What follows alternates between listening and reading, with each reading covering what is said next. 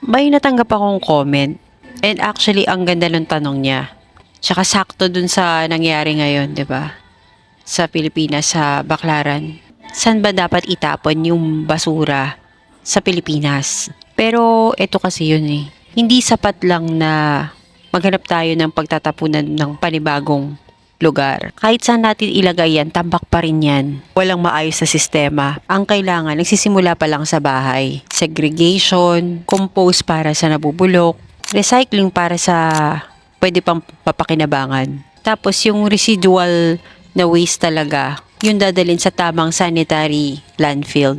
Magandang halimbawa yung nangyari ngayong August sa Baclaran, Parañaque. Pagkatapos ng malakas na ulan, napuno ng sobrang dami ng basura yung waterway sa tapat ng Baclaran Church. Ngayon, talagang ginagawa ng yung clearing operation ng DPWH, MMDA at local government workers para alisin lang yung libo-libong basura.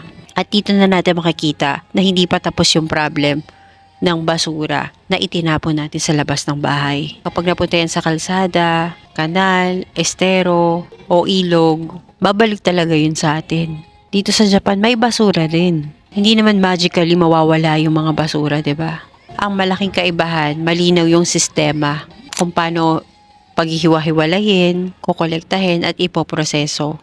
At may responsibility rin yung mga residente na sumunod. Kaya hindi lang pwedeng gobyerno lang ang sisihin natin dito. Pero hindi rin pwedeng mamamayan lang yung bigyan natin ng responsibilidad. Kailangan pareho.